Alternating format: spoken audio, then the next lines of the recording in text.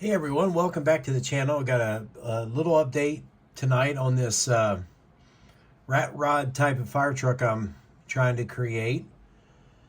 So I did make a light for it and a siren light that you see here on the hood.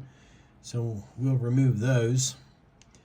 And I got the hood put together, and then we cut out a large portion of it. So we'd have room for our 454 and the blower to stick out. Now you can remember back to the first video, I was wanting to do this one, but the way the headers were on this, it was way too wide. I could not make it work in the frame rails that are on this kit. So I found this big block Chevy in a parts box that I have. Luckily, it still had all the pieces in it. So we cobbled up another big block Chevy, stuck it in there. And as soon as I picked this up, now these back tires are going to fall off. So I'll just go ahead and knock them all off. But I drilled a hole in the oil pan and stuck a rod in it. And then I drilled a hole in this bottom frame structure right here. Now none of this is glued in, but the styrene rod holds it in place for me, so pretty much everything will fit. Now I should have room to bend me an exhaust up through this direction on both sides, come up under here, and we got the frame is done. I need to let these dry up overnight, and tomorrow grind them down flush with the rest of them. And we got some tread plate on it today back here, some back here. I need to make another little panel to go right here. But overall, I'm kind of liking what I'm seeing. It's a far cry from what I normally do, I know, and I hope I don't lose any subscribers over this. This is probably just a one-time build for me. It won't be something normal anyway, but I like the ideal, I like the concept, you know. So you can see down here, I've just had enough room to get those exhaust manifolds in there on this big block. So the story I'm going with is, you know, the ex-firefighter guy who was a weekend hot rodder anyway, took the straight six out of this truck and dropped in this big block. And, you know, he does some upgrades to the rear end. I know it still looks stock, but whatever. And he's gonna, you know, start working on, he's doing all the engine work first.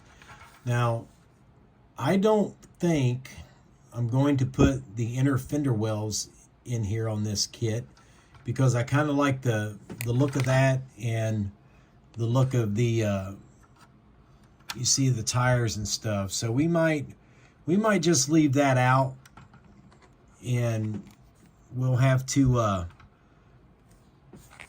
make some adjustments here on the radiator. The shroud may have to go. I've actually got two of them here. So in this area right here fits into those inner wheel wells, so it's actually a little shorter. So we'll have to conjure up something. I don't know, maybe I might remove these walls right here on the sides all together and mount that radiator just on the inside of the fascia right there. I don't know. We'll have to figure it out as we go, but let me see if I can get this these back tires. I wish I had some stickum or something, but I don't have any. But that's going to be to be the stance that we're going to have. It's somewhat low, but not super low. And this is a lot harder than it looks. I mean, my hat is off to you guys that build these rust buckets all the time. I mean, I struggled severely, you know, trying to put these rust holes in here, because the whole time I was doing it thinking, man, you should just make it a nice pristine old pumper truck. But I thought, no, I'm just going to go with this. And the ideal behind the truck is it was just built by a fire department on the pickup chassis, and they homemade home built the bed on it just for use as their brush truck back in the day. So that's why it's not the larger cab with the fender flares on it and stuff. So it would have been a typical brush truck for a small town, you know, department that might have been short on funds, where all the members just pitched in and done what they could to scratch build this body. And like I said, we're not going to have a lot of stuff on it, but the new owner just decided that he liked it, and he's going to rat this thing out, because he had this big block sitting in his garage that wasn't doing anything.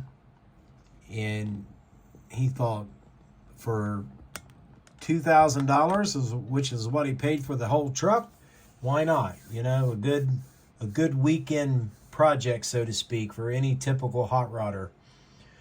But that's about all we got for now, anyway. I might do something extra on this hood, like put some higher sides around it yet. I don't know. I'm just kind of messing with ideals. Like I said, this is way off of my my normal builds, so it's an adventure for me in making it, as it's going to be an adventure for you guys to watch it. So I suppose with that being said, not much more to add to this, but I'll keep working on it and seeing what we can come up with every step of the way. So thanks for watching, guys. I really appreciate it. Thank you to all my subscribers. I appreciate you guys joining me on this plastic modeling journey that I indulge myself into every day of my life. And I will see you all in the next video.